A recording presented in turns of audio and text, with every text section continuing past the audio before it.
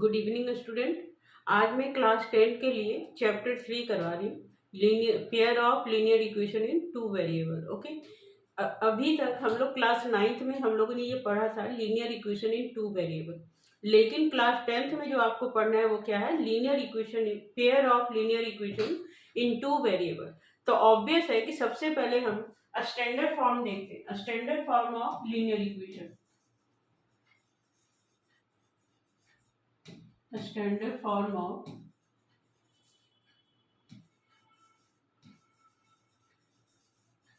linear equation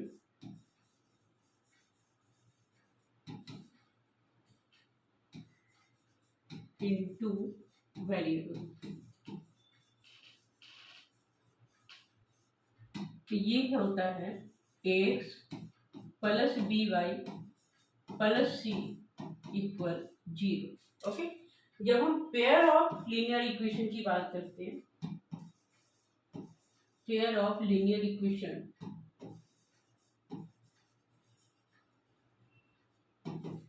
इन two variable,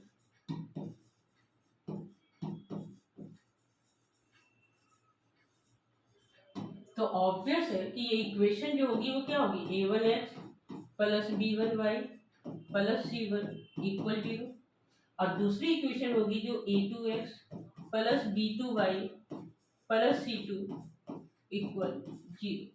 अब देखो यहाँ पे कुछ रिलेशंस होते हैं। ओके, यानी कि केस 1 जो है वो ये कहता है कि अगर a1 upon a2 not equal b1 upon b2, means in दोनों के कोएफिशिएंट अगर ये आपस में इक्वल नहीं है,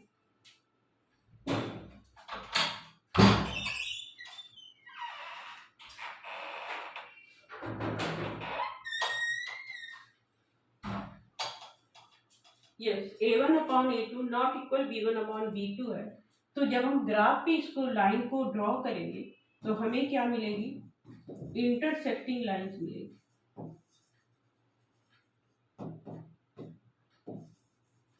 और इंटरसेक्शन लाइंस का मतलब क्या होता है कि वहां पर वन सॉल्यूशन होगा, वन सॉल्यूशन, जिसे कि यूनिक सॉल्यूशन कहते हैं।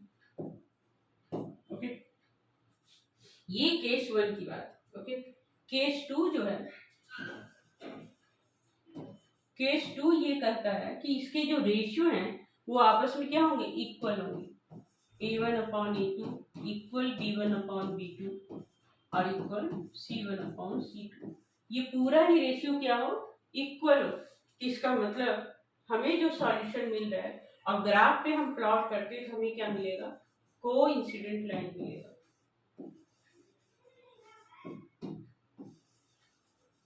अब कोइंसिडेंट लाइंस का मतलब है कि मेनी सॉल्यूशन हो सकता है।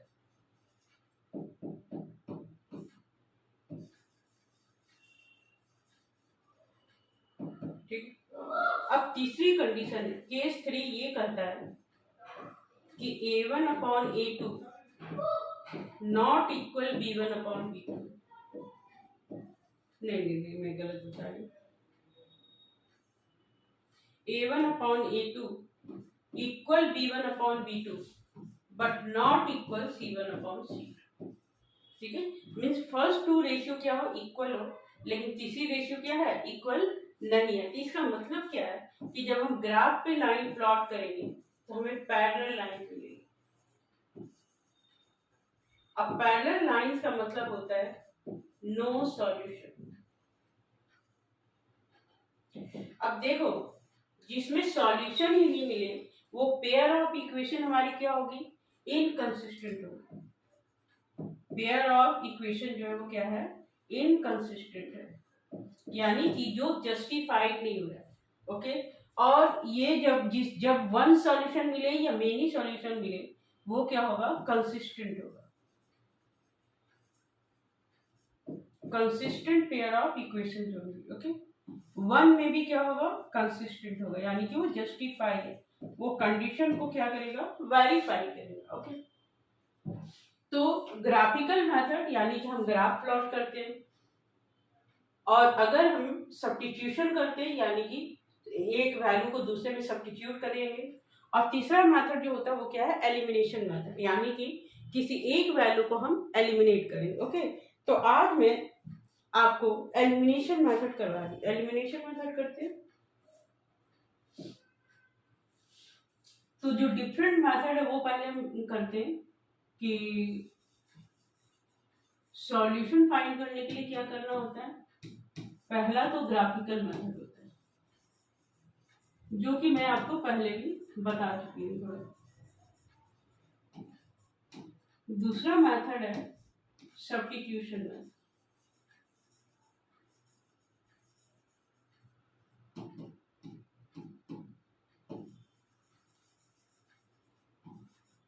और तीसरा मेथड होता है एलिमिनेशन मेथड।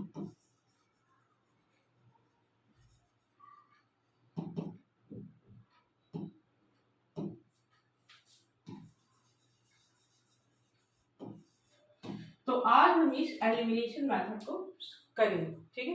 तो एलिमिनेशन मेथड के लिए हमें एक्सरसाइज 3.3 खोलना है।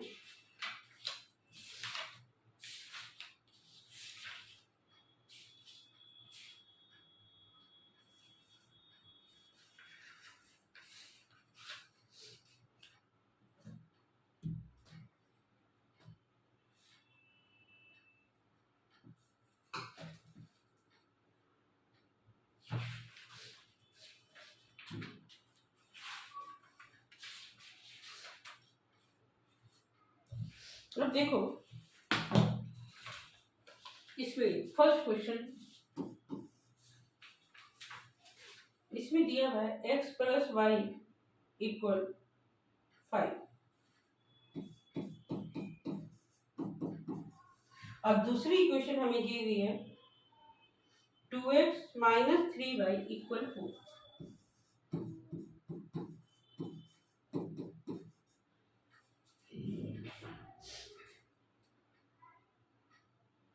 अब देखो इसे सॉल्व करने के लिए, जैसा कि ये नाम है एलिमिनेशन, एलिमिनेशन का मतलब किसी एक वैल्यू को हम कैंसिल कर दे, एलिमिनेट कर दे। ओके, तो उसके लिए ये वैल्यू भी तो सेम होनी चाहिए। तो अगर इधर देखो यहाँ पर x प्लस वाई है और यहाँ पे क्या है 2x minus 3y, it means कि ये इक्वेशन 1 को अगर मैं 3 से मल्टीप्लाई करूँ, किससे मल्टीप्लाई करूँ, 3 से मल्टीप्लाई करूँ, तो मुझे क्या मिल जाएगा 3x प्लस 3y और इक्वल 50।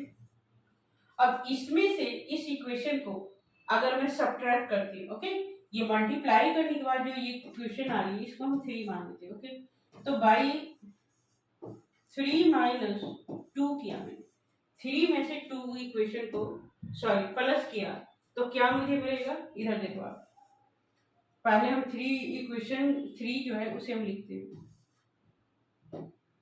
तो क्या है 3x प्लस 3y इक्वल 50। आप फिर इक्वेशन 2 ले लें, तो 2x माइनस 3y इक्वल 4। अब इनको जब आप ऐड करोगे तो ये देखो प्लस 3y या माइनस 3y क्या हो गया, कैंसिल हो गया, और 3 प्लस 2 5x इक्वल हो गया 19। ठीक है, इट मीन्स कि x की वैल्यू आ गई 19/4। अब इस वैल्यू को हम क्या करेंगे, किसी भी एक इक्वेशन में हम पुट कर देंगे। ओके, तो सबसे सिंपल इक्वेशन हमारी 1 है, तो उसी में हम पुट करेंगे। तो लिखेंगे by putting value of x in equation 1। तो इक्वेशन 1 है x प्लस वाई इक्वल 5। अब x की जगह पर रख दो 19 बाई, अच्छा सॉरी ये 19/5,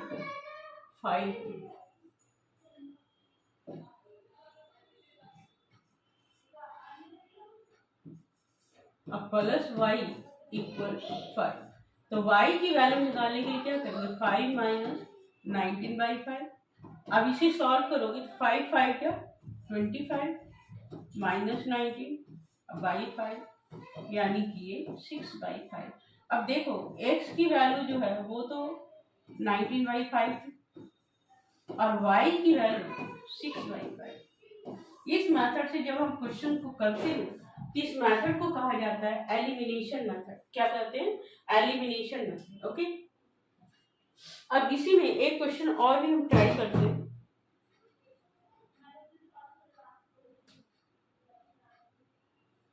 दूसरे क्वेश्चन को करते हैं।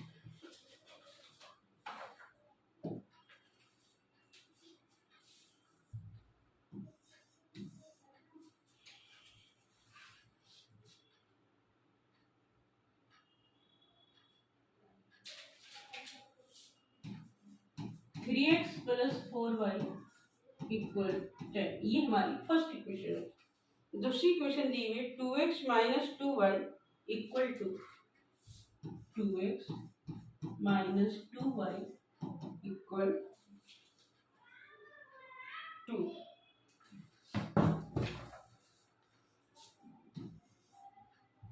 अब कोई भी क्वेश्चन आप करते हो ना तो थोड़ा मैनुअली करके देख लो। देखो a1/a2 3/2, अब b1/b2 4/2, यानी कि ये दोनों वैल्यू क्या है? इक्वल नहीं है, तो ये इंटरसेक्टिंग सॉल्यूशन का है, तो हम इसे सॉल्व कर सकते हैं।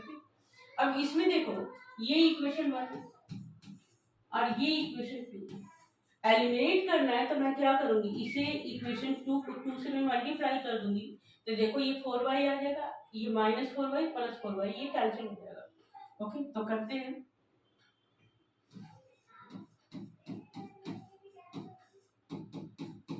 और इसको 2 से किया तो 4x माइनस 4y इक्वल 4। अब इन दोनों को मैंने क्या किया? ऐड कर दिया। ओके, तो ये कैंसिल हो गया। 3x plus 4x 7x equal 14। तो x की वैल्यू 14 डिवाइडेड बाई 7, ये आ गया 2। ओके, अब फिर से करते by putting value of x in equation 1, equation 1 में डालते हैं। अब देखो इक्वेशन 1 क्या है? 3x plus 4y equal 10। अब वैल्यू डाल दो, 3 into 2 plus 4y equal 10। It means की 6 प्लस 4y इक्वल 10। तो 4y equal 10 minus 6, 4y equal 4। तो y की वैल्यू क्या होगी?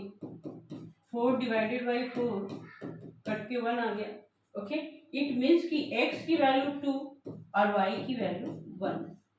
इस तरह से हम किसी भी इक्वेशन की वैल्यू निकाल सकते हैं। ओके, हमें बस देखना है कि इसकी कोई भी एक वैल्यू क्या हो, इक्वल हो जाए। ओके, तो अगले वीडियो में और भी क्वेश्चन डालेंगे डिफरेंट जो कंडीशन के साथ होते हैं। आज के वीडियो में इतना ही। Thank you.